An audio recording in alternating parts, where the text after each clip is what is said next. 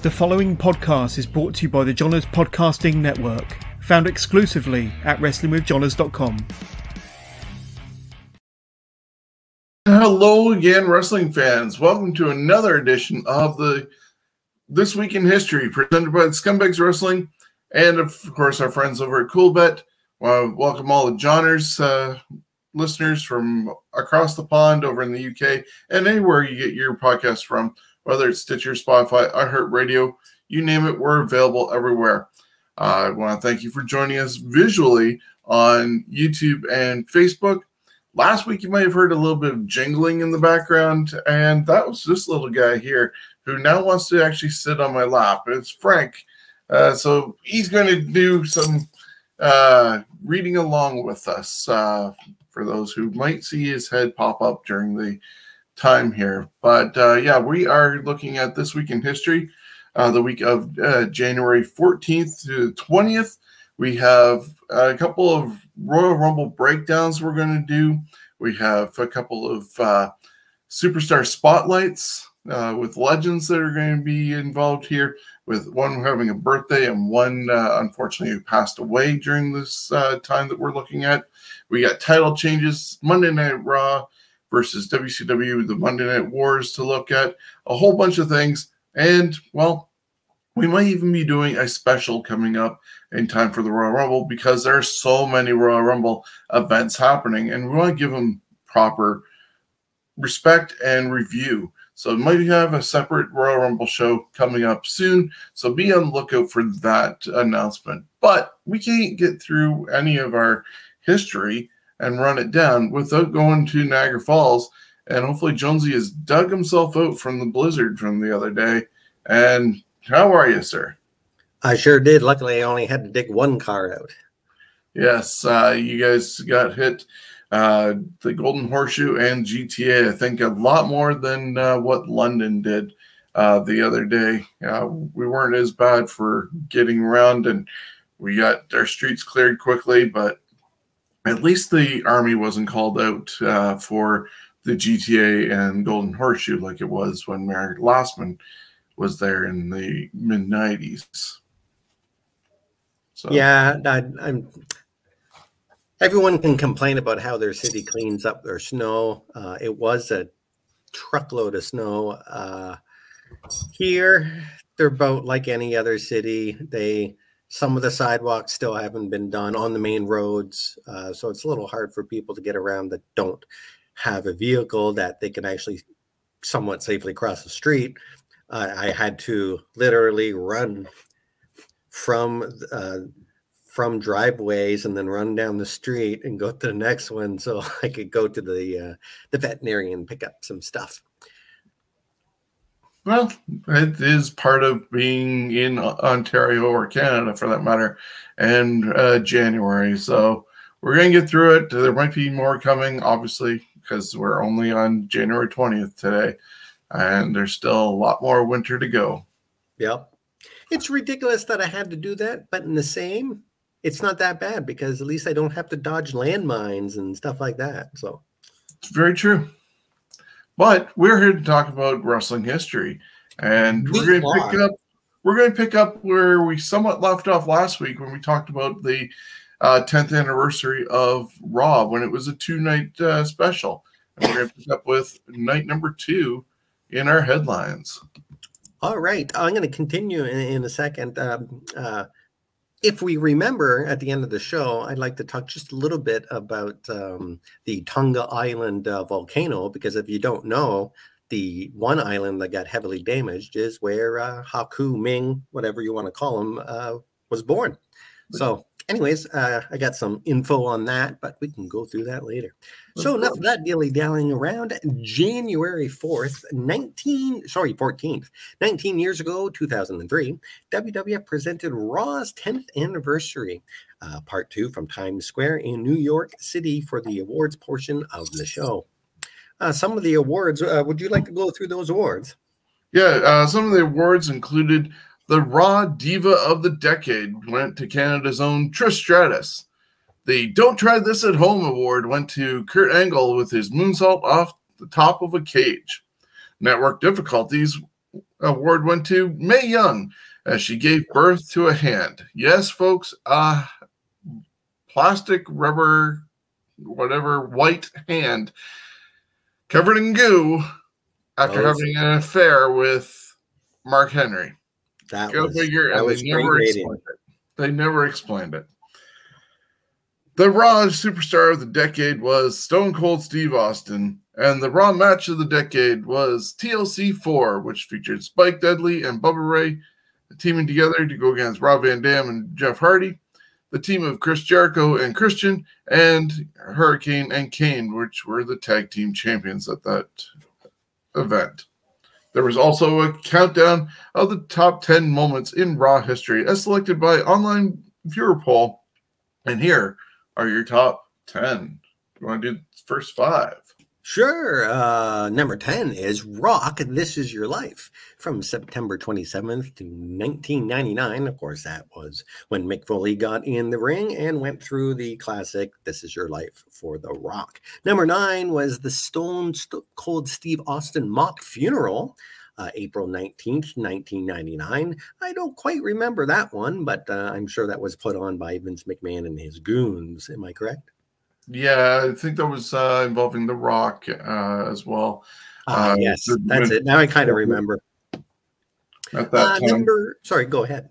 And Austin showed up with a monster truck and drove over one of Vince's cars. Yes, all right.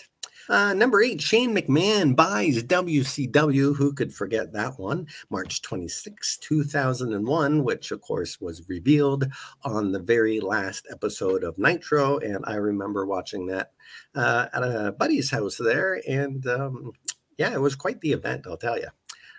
Number 7 was Mr. Socko and Dr. Austin, a.k.a. Bedpan McMahon. October 5th, 1999. Of course, that was when Mr. McMahon was in the hospital and Dr. Austin took care of him.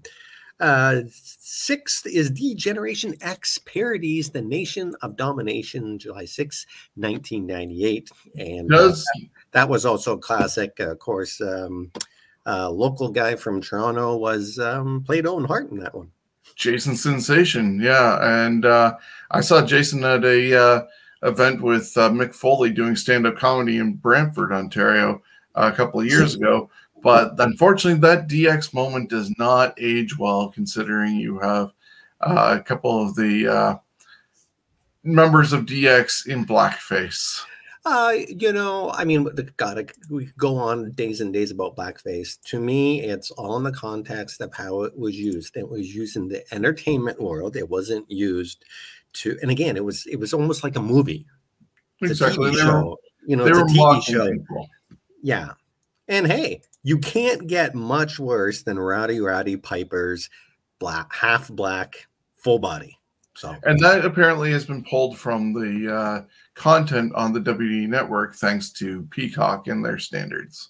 I can understand that to a point, but you know, if you really want to see it, you can find it out there. Yep.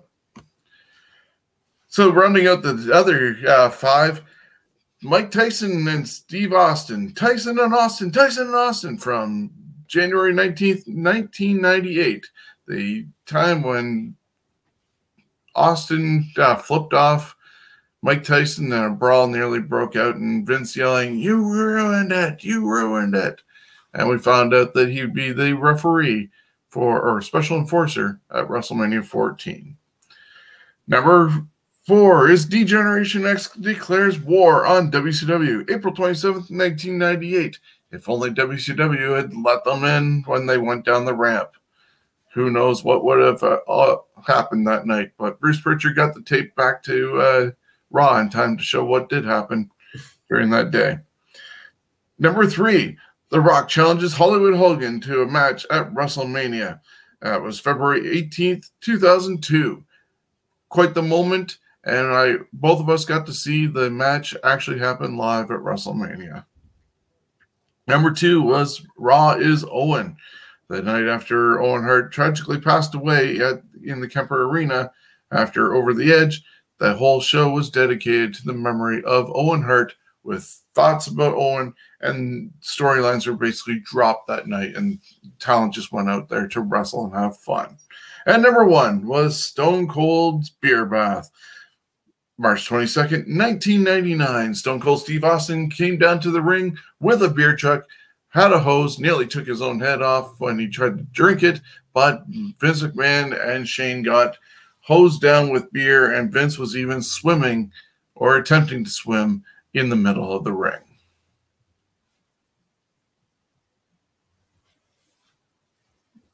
I believe you are on mute. All right, then. Well, we'll just continue. Yeah, so we're continuing with the Monday Night Wars, January 15th, 2001. The edition of Raw. This was at the Bradley Center in Milwaukee, Wisconsin. Team Extreme, Jeff Hardy, Lita, and Matt Hardy defeated the Right to Censor, consisting of Ivory, Stevie Richards, and Val Venus in a 6-man tag match. And that went for 6 minutes. Raven defeated Test to retain the WWF Hardcore Championship, and that was just a little over 2 minutes on that one. Rikishi and The Undertaker defeated Kane and The Rock, and that was a little over 8 minutes. I almost said quarter after 8, but Raven was actually in. Was actually in WWF before the WCW closed. I did not realize that. Yeah, he was there for a little bit before then. He didn't.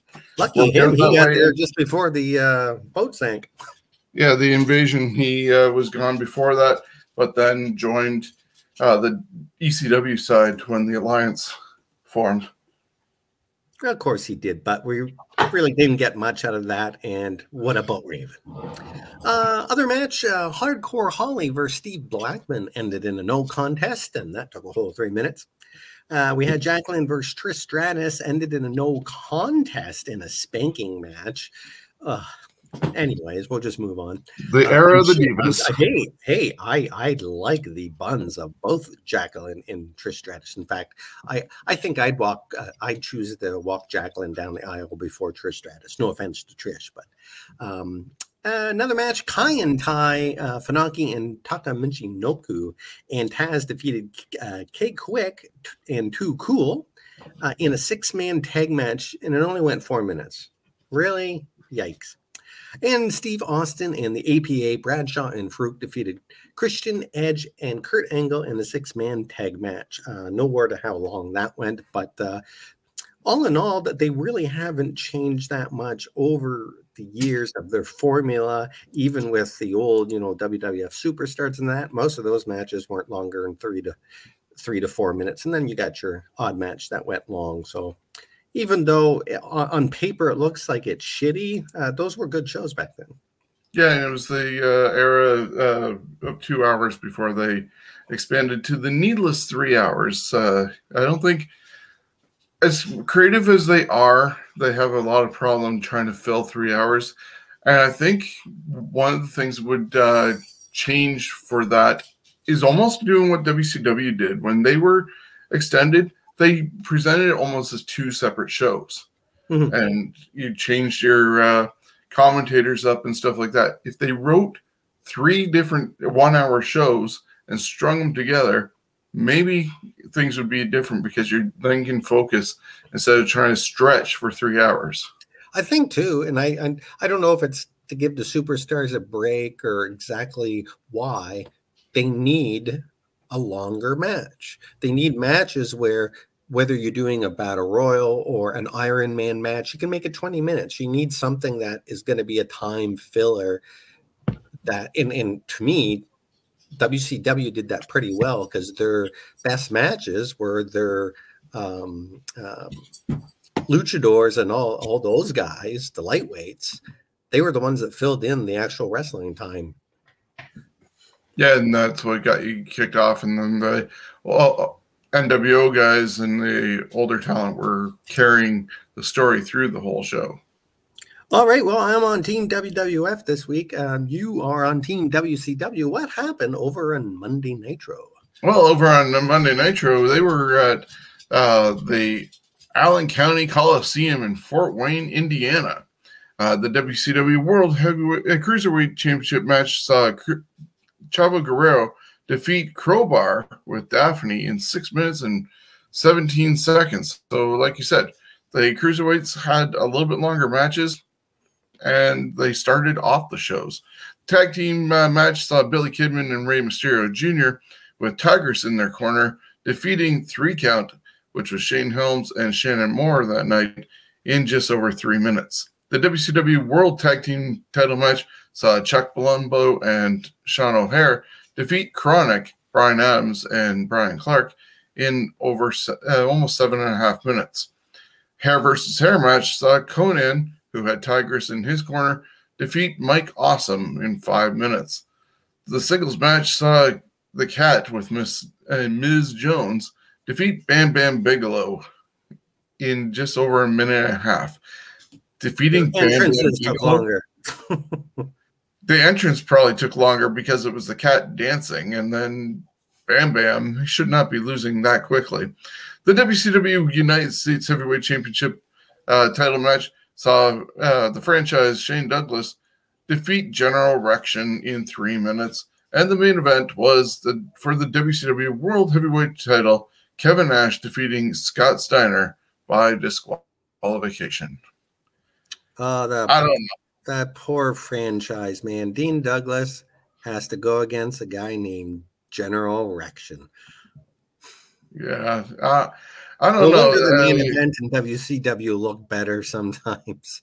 The matches did look a little bit better, I guess, with the results compared to Raw, because Raw's had a lot of non-finishes, and this one seemed to have actual finishes. So I don't know. Probably enjoyed the WCW one a little bit better than Raw that night, with the exception of the 6-man tag main event over on Raw. Mm-hmm. Right after, so I guess we're summing it up. Which show was better? Personally, I would say if you're looking for names, I think Raw gave you more of their superstars than WCW did. Mind you, WCW, more than likely their matches were probably better overall, except WCW's main event usually kind of stunk. This one, not too bad, because at least Nash and Steiner at that time were decent. Steiner was still good as far as, chucking people across the ring. But I would go with Raw on this one, just the card. That's my thought.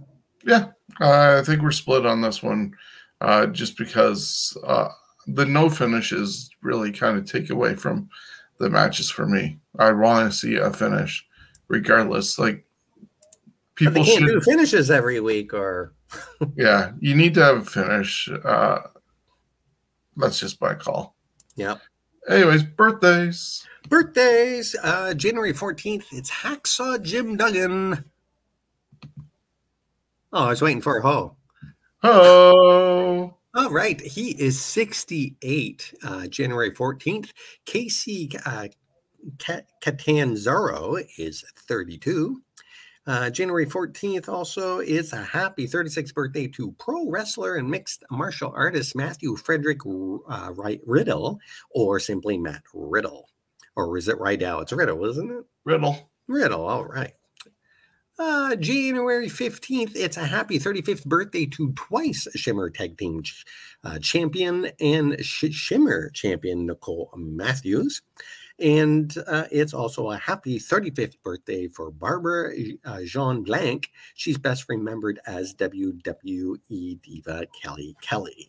She'll be appearing in the Royal Rumble later on this month. Oh, she's the teenager girl, is she, or no? No. Are you talking about Impact Wrestling? That's what I meant to say. Knockout champion? That's Mickie James. Mickie James. You know who I wouldn't be surprised shows up at the Rumble for the men is X-Pac. Yeah, I can see him. Yep. He's been cleared. Yeah, he's been cleared. He looks in pretty great shape, and he wants to do, one last run. So what a perfect time to And that's what I over the years that the Rumble to me has become. It's a great spot too, and eventually we will see the Undertaker in the ring again, and it will be at a Rumble because you don't have to do a whole hell of a lot. Well, guys like Kurt Hennig and Dustin Rhodes got jobs by doing a one-off appearance at the Rumble, and even MVP. Yeah, it's a good way to give someone that hasn't been around a while kind of a shot of resurgence, if you will, Tony. Where are we now? We're still on birthdays? Yes, we are. So also on the 15th, it's a happy 52nd birthday to pro wrestler businessman Shane Brandon McMahon. Also, Bull Buchanan shares the same birthday. He is 54, as does Tucker, who is 32. Now, I'm not sure who this Tucker is. There's no last name. Tucker was part of Heavy Machinery with Otis. Oh, okay. Well, see, I didn't watch that era. That's okay. Or it's now, isn't it? That was current. Yeah, I don't watch the current product. But he's been let go.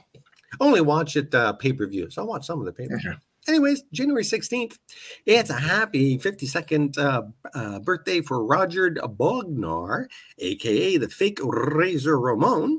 Also on the 16th would have been the 80th birthday to the man considered by many the greatest athlete of the 20th century, Muhammad Ali. Of course, Ali was at the first WrestleMania. Celebrating birthdays on the 18th, Ted DiBiase is 68. Batista turns 53, and Mark Briscoe, he turned 37, or turns 37, sorry. And moving on to January 19th, we see Pat Patterson would have celebrated his 81st. I believe he's no longer with us, correct? Yeah, last year.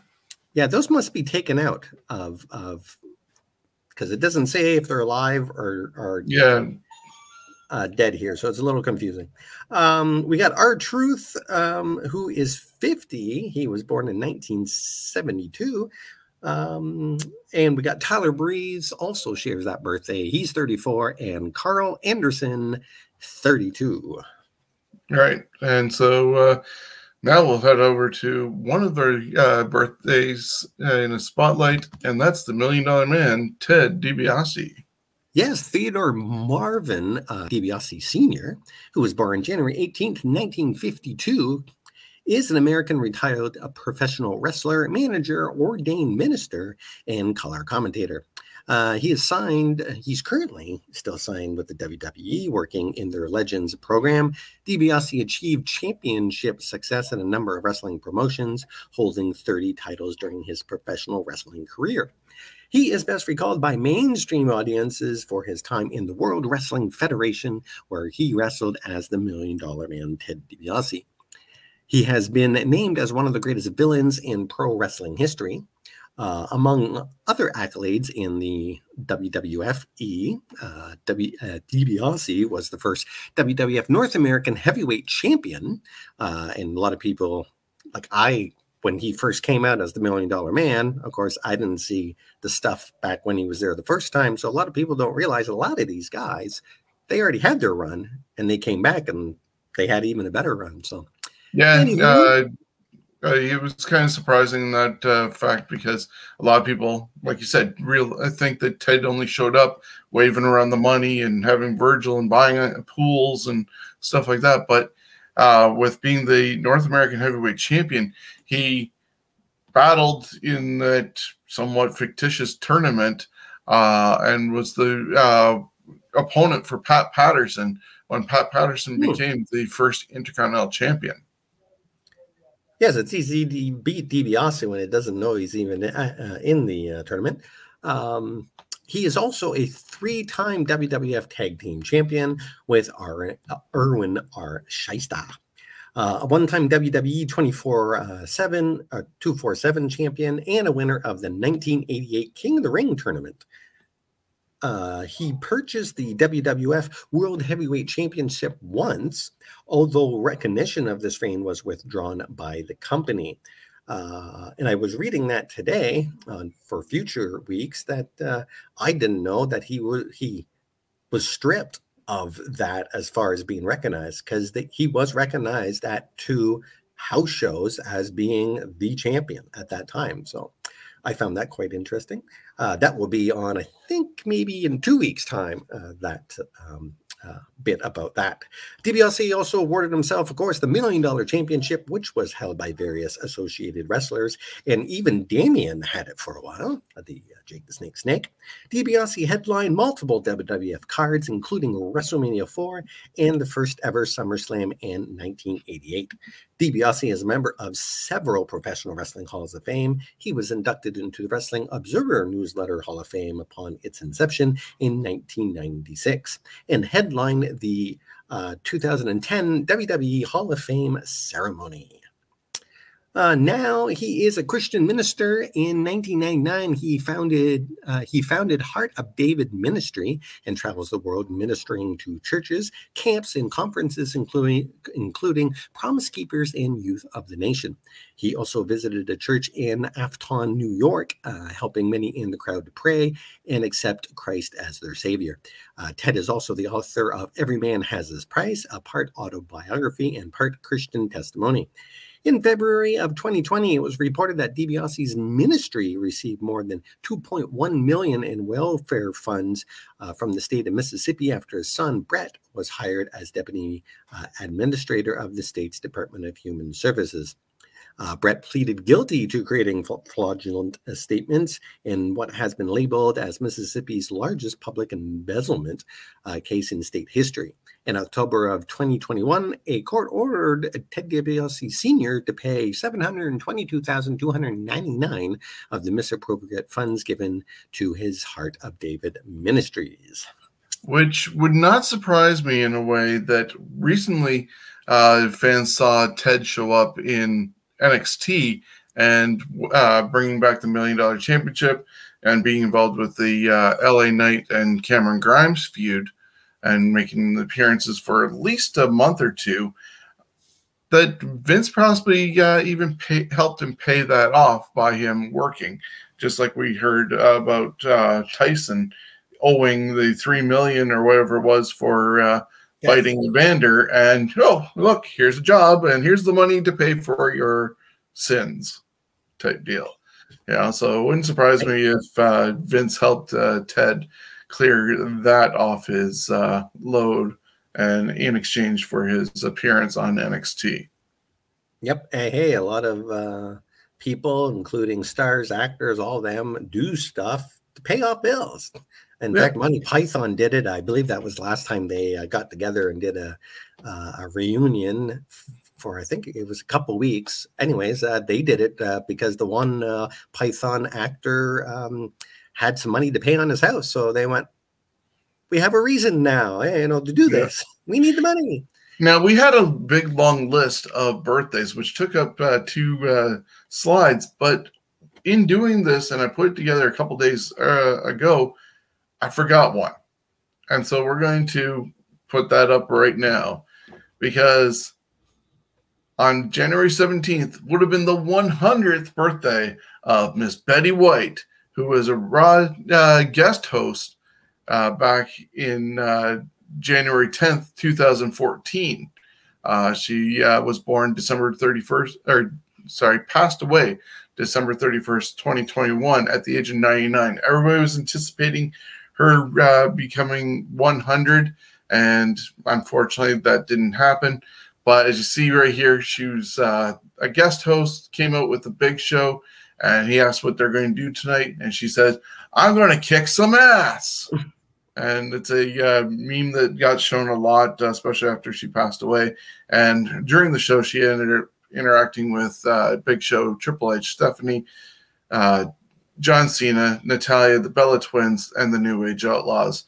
And didn't want to miss this week when everybody was celebrating Betty's 100th birthday posthumously and acknowledge her contribution to the wrestling world, being on Raw. Indeed. And as far as I'm concerned, she's close enough to 100. She was in her 100th year, almost completing her 100th year. So And if you take away the leap year days, she made it 100. Yeah, that's when you know you were old, when your leap years add up to like 19, 20 years. Like, holy Jesus.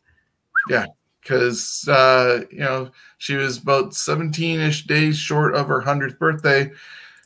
Would have encountered at least 24 leap year days. So take those off. She made it. Yep, she did. There you go. Rest in peace, buddy.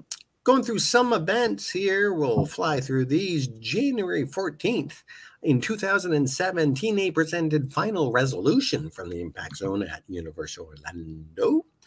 21 years ago in 2001, WCW presented what would become their last pay-per-view, if I remember. That happened. Also on January 15th, 33 years ago in 1989, WWE presented the first pay-per-view Royal Rumble in 89 from the Summit in Houston, Texas. And 16 years ago in 2006, TNA presented Final Resolution from the Impact Zone as well. January 16th, we had a couple events. WCW presented Sold Out 2000. And 17 years ago in 2005, TNA presented Final Resolution. Yeah, I think WCW might have had one more pay-per-view after Sin in February, but was it Greed? Was it Greed? Was that the Greed one? I think they agreed. But Sin is unfortunately remembered more for, well, I guess maybe the Human Torch thing with Sting and Vampiro, but the ill-fated, and we're going to talk about that in the next set of headlines at the end of the show, but the ill-fated jump from the second turnbuckle of Sid and his leg going snap. That was great. Yeah. And as you said on here, we had the very first pay-per-view Royal Rumble that happened. At the introduction, I mentioned about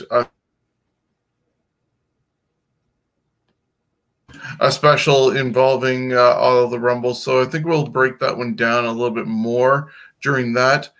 But we are going to break down Royal Rumble 92 because that was 30 years ago last night. Yes, one of the good ones. The winner of this Rumble feature would win the WWF Championship. On the card itself, not featuring the Rumble, the New Foundation, Jim Neidhart and Owen Hart and their fabulous baggy pants, defeated the Orient Express, Kato and Tanaka. Roddy Piper defeated the Mountie by submission to win the WWF Intercontinental Championship. And that was a good surprise that happened that night. And Ric Flair, of course, last eliminated Sid Justice to win the Royal Rumble match and the WWF Championship. Bulldog and the $1 Million Man would start the Rumble. Yeah, with that one, Piper was a substitute for Brett, who had gotten injured earlier in the week and dropped the. I believe that was because he helped Owen Hart put on his baggy pants. Maybe. And he pulled something. He got a fever. So Piper ended up stepping in and getting the title, which was one of his, I think, only championships in WWF at the time. He would go on to get a tag team title with Ric Flair later on, years later. But he also had a chance that night to be a double champion had he won the Rumble. And this was the very first time that the Rumble had the title on the line. Subsequent years afterwards, it would be for the number one contender to go to WrestleMania. And Bulldog drew number 1. The Warlord drew number 30. And I believe that's the one where he stepped in and got clotheslined and barely had any time in there, but it was long enough that Santino actually has shorter time in comparison later on. And of course, Ric Flair was there for 60 minutes the whole time because he drew number 3 You heard Bobby the Brain Heenan going, "This is not fair to Flair," and panicking every time Flair got close to the being eliminated, and Gorilla nearly had to sedate him. Awesome commentary, and then being backstage afterwards, and I guess somebody had a cigarette lit, and you have Gene Okerlund yelling at them as they're about to do the presentation of the title. Jack Tunney hands over the belt, and of course Ric Flair, with a tear in my eye, "This is the greatest title in the world and the greatest night of my life." And perfect saying, along with Heenan, "We're not the type of people who say, 'I told you so,' but we told you so."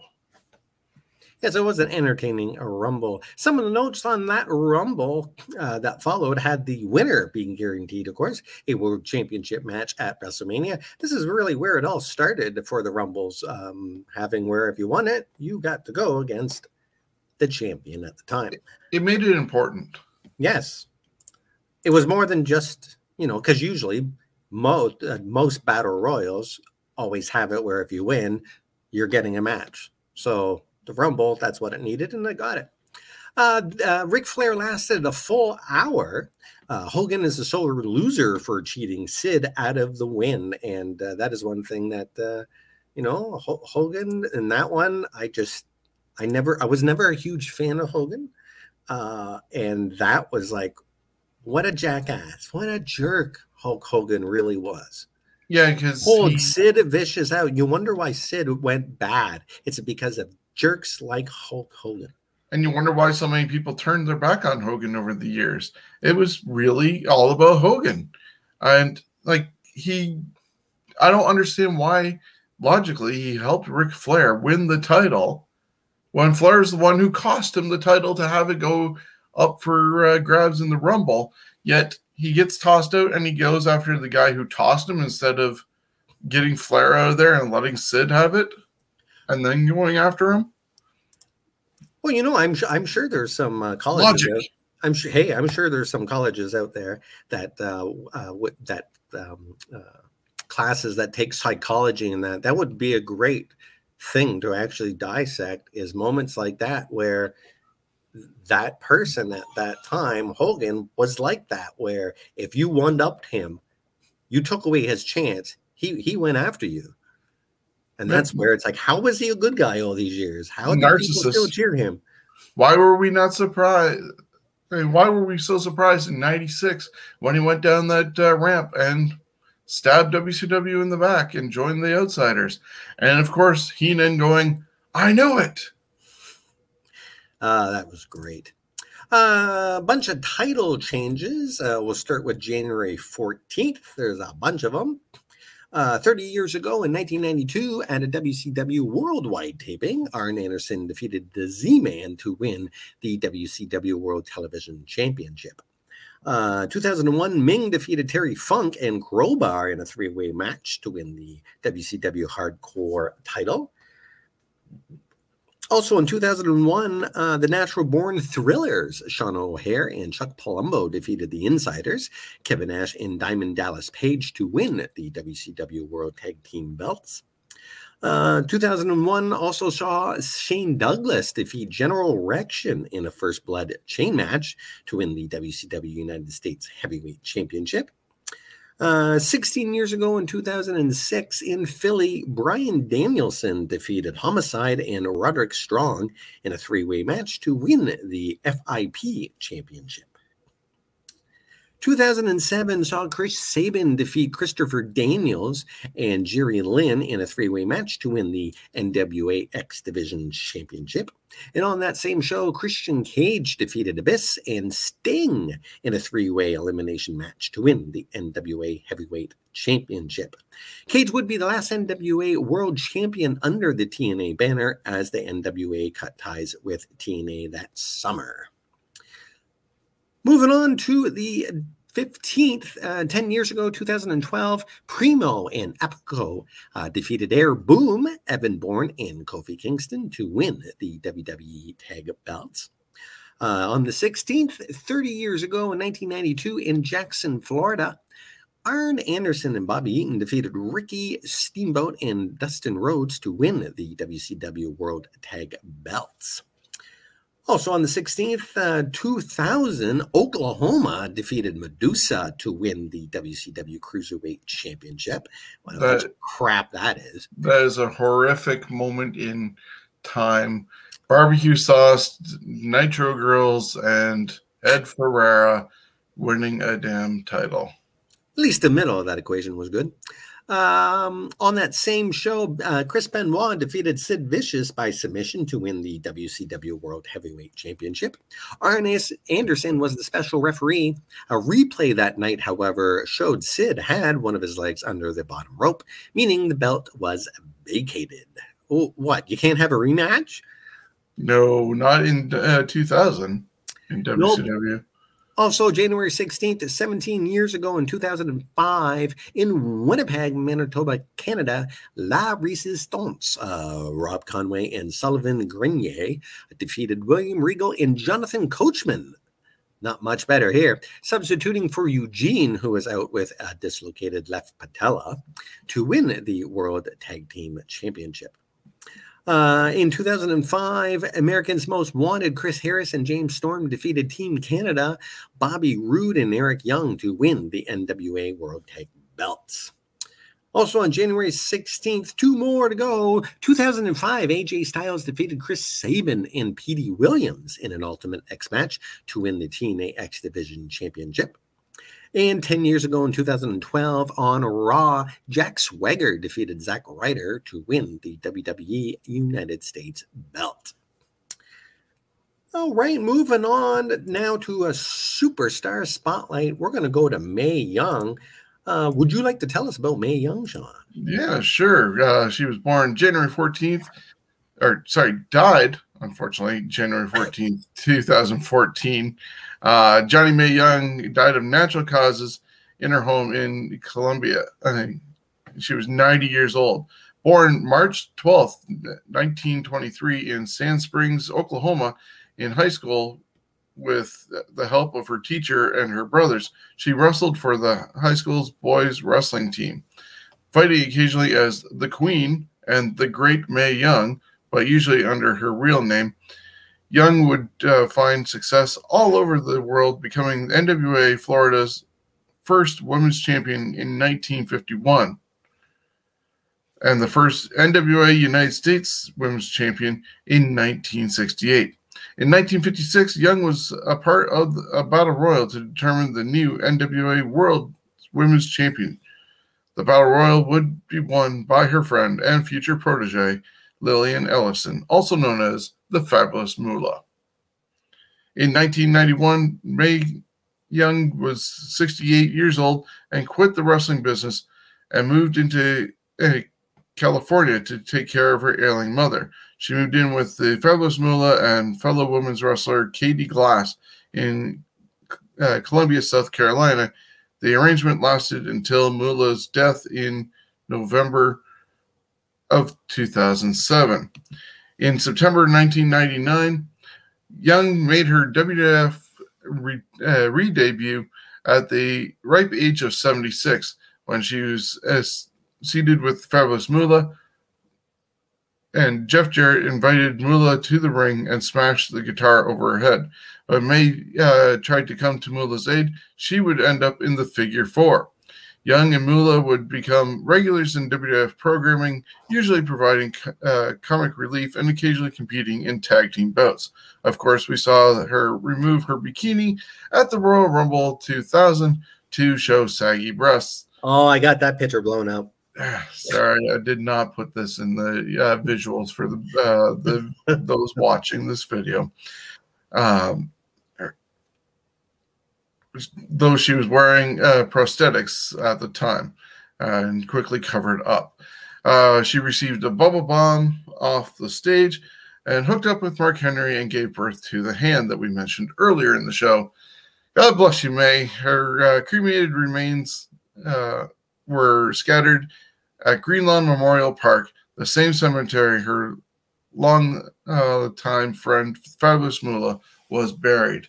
Now, as I said, She debuted in 1939, retired in 2010 officially, trained by Mildred Burke. The Mae Young Classic was created in WWE in 2017 to honor her. She received WWE Hall of Fame in 2008, Professional Wrestling Hall of Fame in 2004.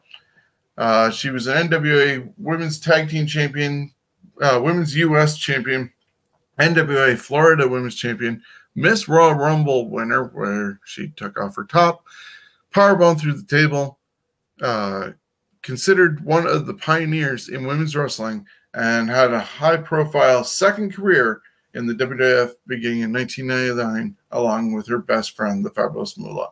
So we lost Mae Young January 14th, 2014. She would have been 98 or 99 this year, coming up in March, but she had a long career and was willing to take whatever the boys threw at her, and even yelled at them at times for trying to take it easy on her.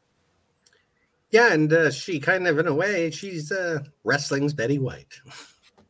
True. And hey, she liked animals too. She'd love to show her puppies off. All right, now going on to deaths. January 17th, 2016, which is 6 years ago, Michael Sharp, best known to wrestling fans as Iron Mike Sharp. No. I got him. No. Died in his apartment in his hometown of Hamilton, Ontario, Canada. He was 64. Hamilton's greatest athlete.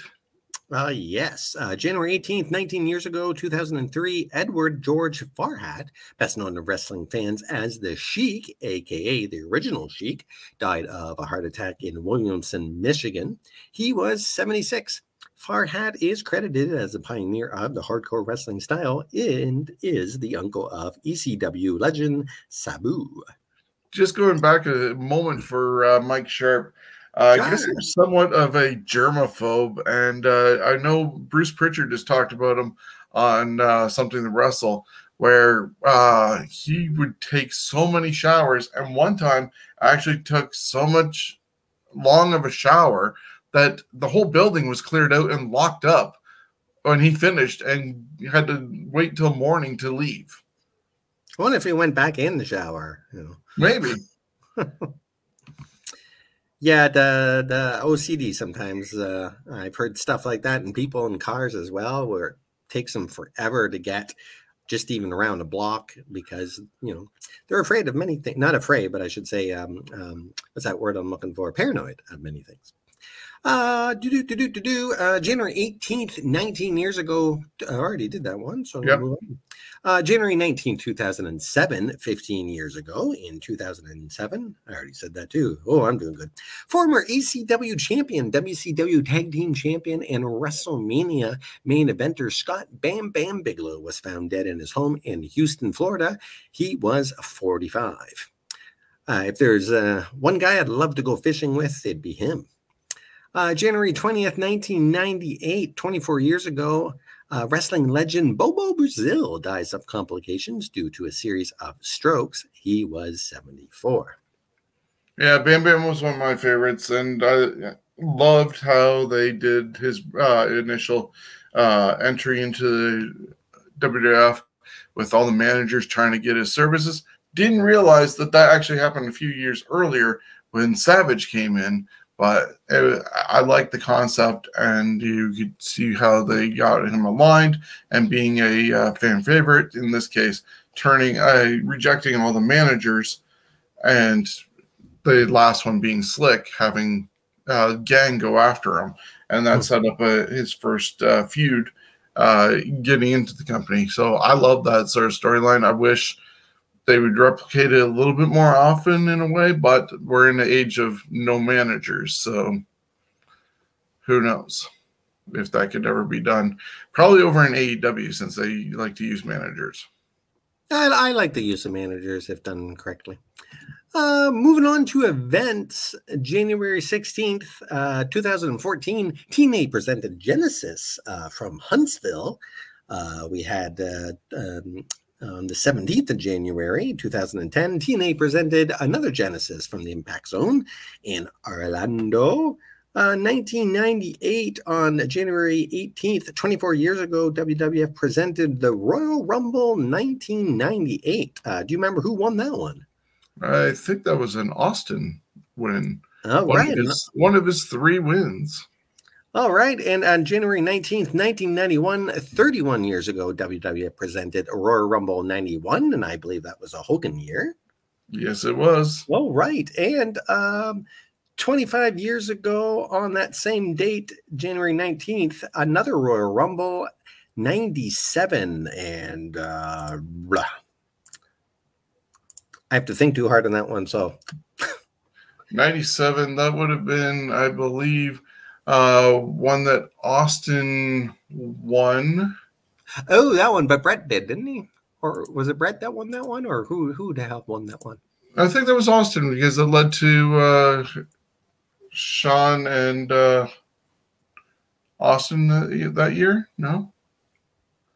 Maybe. Yeah, we're going to break it down anyways on a separate show. January 29th, 19 years ago, WWE presented Royal Rumble 2003.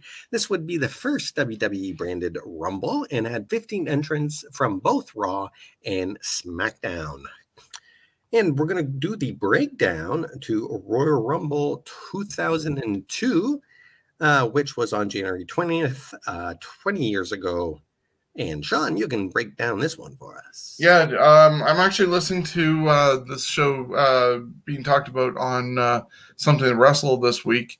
I just got to the part where they're doing the show, but Conrad and Bruce talked about all the events leading up to it, including the return of Triple H, and they set up for the main event with Jericho and Rock, and eventually also the Vince McMahon Ric Flair match that was never supposed to be happening, because Ric Flair was brought in to be just a general manager, part owner of the company, and not wrestle. And he didn't have his confidence at that time, but he was getting put against Vince McMahon. So what can you do? And that one had the Crimson Mask and everything. But yeah, that had William Regal defeating Edge for the WWF Intercontinental Championship. Ric Flair defeated Vince McMahon by submission in a street fight.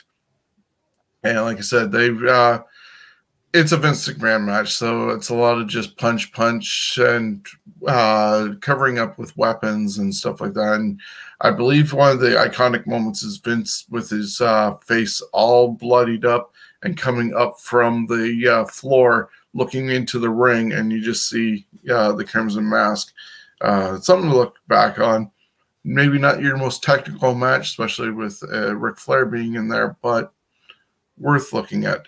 Jericho defeated The Rock to retain the WWF Undisputed Championship to be able to go against the winner of the Royal Rumble, which was Triple H, who last eliminated Kurt Angle to be the winner of the Royal Rumble and go on to face Chris Jericho at WrestleMania 18, show that both Jonesy and I were at. The final but I did not stay for that matchup. Oh, I did. The final 4 had Triple H, Kurt Angle, Kurt Hennig, and Steve Austin in it. Maven eliminated The Undertaker with a dropkick from behind, and he paid sorely with a huge beating around the arena for that, including going through a popcorn machine at the concession stand. Rikishi drew number 1. Booker T drew number 30. And most eliminations was from The Undertaker and Steve Austin that night. And yeah, so that is looking back at the Royal Rumble from 20 years ago tonight. Wow, 20 years ago. Title changes January 17th, 31 years ago in 1991. In Yokohama, Japan, Big Van Vader defeated Tatsumi Fujinami to win the IWGP Heavyweight Championship belt. Also on the 17th, 1994, later during the event, the Quebecers, Jacques and Pierre, defeated the 1-2-3 Kid and Marty Jannetty to win the WWF Tag Team belts. 22 years ago in 2000 on Nitro, Jeff Jarrett was awarded by new Commissioner Kevin Nash the WCW US belt. Nash won the job from Terry Funk at the previous night's Sold Out. Also on the 17th, 22 years ago on Raw, which would be the same day as that Nitro, that was from Connecticut, Test defeated the Big Boss Man to win the WWF Hardcore belt. And 2010, Tara defeated ODB 2-0 in a best-of-3 falls match to win the TNA Knockouts Championship. Once again, a 2-3 falls match that only goes 2 falls. It's a surprise. I like it. Yes. And on that same event, Matt Morgan and Hernandez defeated the British Invasion, Brutus Magnus and Doug Williams, to win the TNA World Tag Belts. Moving on to the January 18th, just a couple of changes. 1971, 51 years ago in New York City, Ivan Koloff defeated Bruno Sammartino to win the WWF Championship. And 22 years ago in the year 2000, at a Thunder taping in Evansville, Indiana, the Mamalukes, Big Vito and Johnny the Bull, defeated Crowbar and David Flair to win the WCW World Tag Belts. January 19th, 1991, Sergeant Slaughter defeated the Ultimate Warrior to win the WWF Championship. And hey, say what you want about Warrior, but some of the guys that they put Warrior with, they were able to get decent matches out of them, and this was one of them, especially with the ending. It was, it really led to that WrestleMania 7 retirement match between a Warrior and Macho Man. One of their best matches ever, Warrior and Savage, in my opinion. I was going to mention that. And where Savage just bound up and hit Warrior with that scepter. Yep. I believe things shattered, and he actually had to get pieces pulled out of his melon for that. And then Slaughter, I think, was supposed to burn an American flag, but to fuel more into that Gulf War that was going on. And that was one of the reasons why he was given the title. But they didn't want to push it too far, so he ended up just burning a Hulkamania shirt. See, I don't know if they were doing that magic illusion back then, but Penn and Teller do one where they burn an American flag, but they don't burn the American flag. In fact, they featured that on, it was one of the, I don't know if that was Law and Order show or whatever, but one of those shows, they did that same trick where you can kind of get away with it. That I understand why they didn't do that. He did, of course, burn the Hulk Hogan shirt. And it wasn't that a Hogan shirt that said made in USA or something? I think so, yeah. All right. So we got January 19th in 1997, Shawn Michaels defeated Psycho Sid to win the WWF Championship belt. Also on the 19th, 2003, the Dudley Boys, Bubba Ray and Devon Dudley defeated Lance Storm and William Regal to win the World Tag Team belts. And we're almost done with the title changes. 2 more to go. January 20th, 24 years ago in 1998, at a Raw is War taping, Owen Hart defeated Goldust, who was dressed as Triple H, to win the WWF European Championship. Commissioner Slaughter considered Goldust a suitable substitute for the injured Triple H, and despite his protests, this decision stood. Which was a decent way to make the belt change, because Triple H was trying to pull one on everyone, and of course Slaughter got the last laugh, as he should with that big chin. January 20th, 2002, William Regal defeated Edge to win the WWF IC belt. And 2003, 19 years ago on Raw from Providence Island, William Regal and Lance Storm defeated the Dudley Boys to win the World Tag Belts. Yeah. And then we have our last bit of highlights.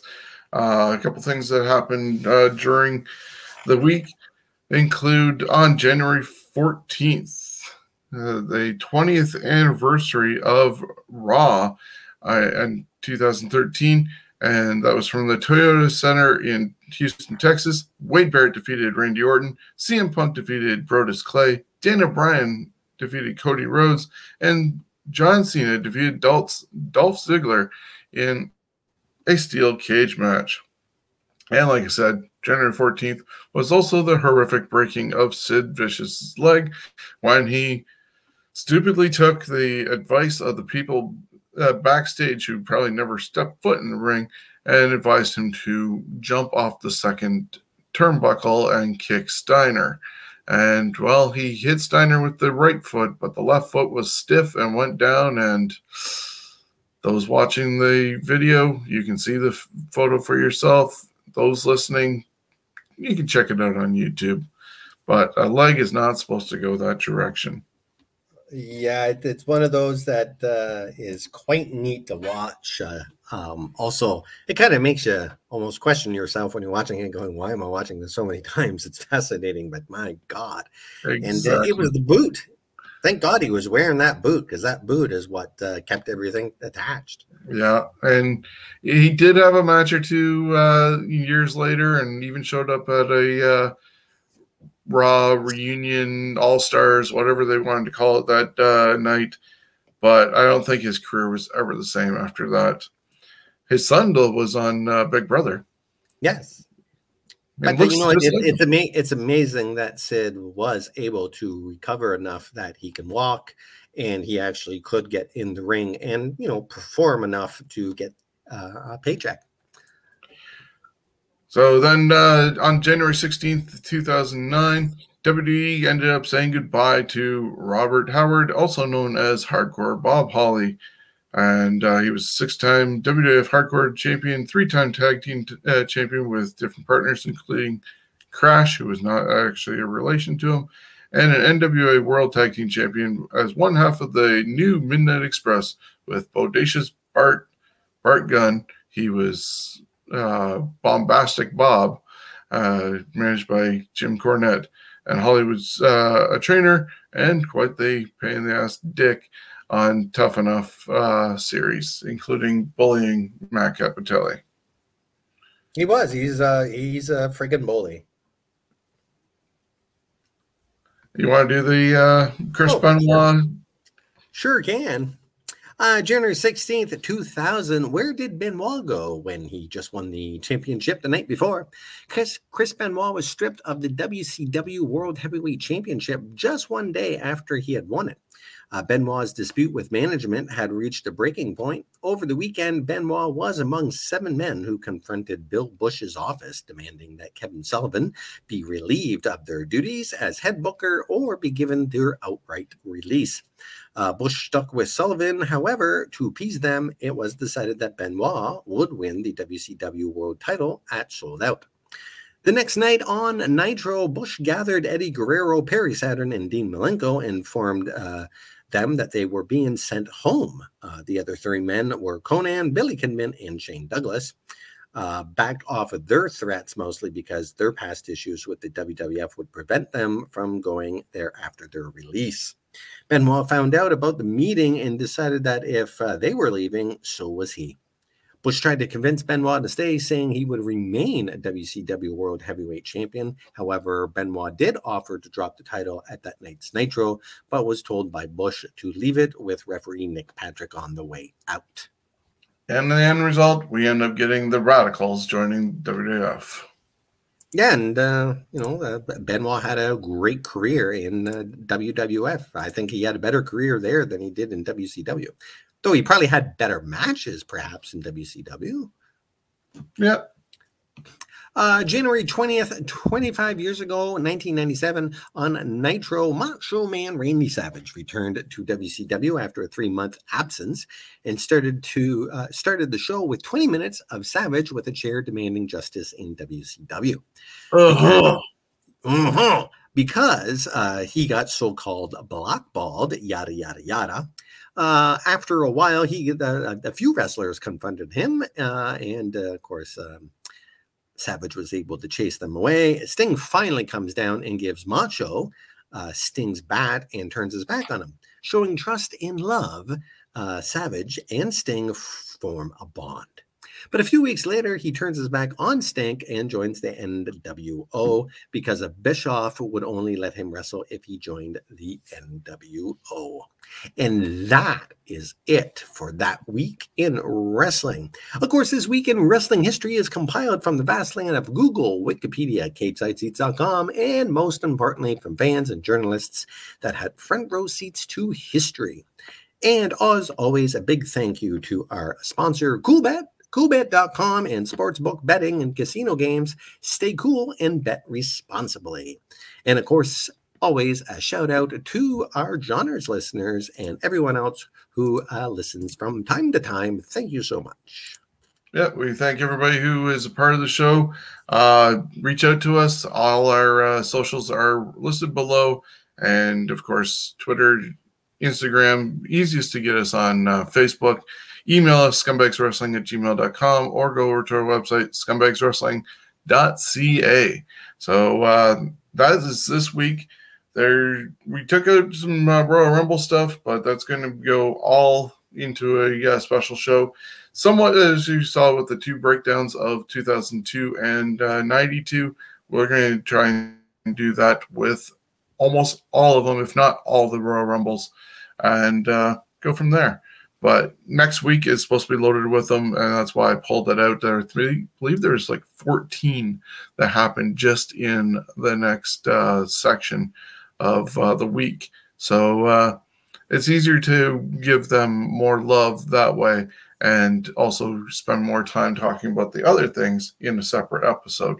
So thank you guys. Watch out for that. I'm hoping we'll have it recorded and maybe launched in time for this year's Royal Rumble. Got some time on our hands to do that. And we're going to try and honor wrestling as we can. Send us your thoughts and memories of the Royal Rumble, and we'll include it in our special. So until next week, thank you for joining us, and we'll see you again.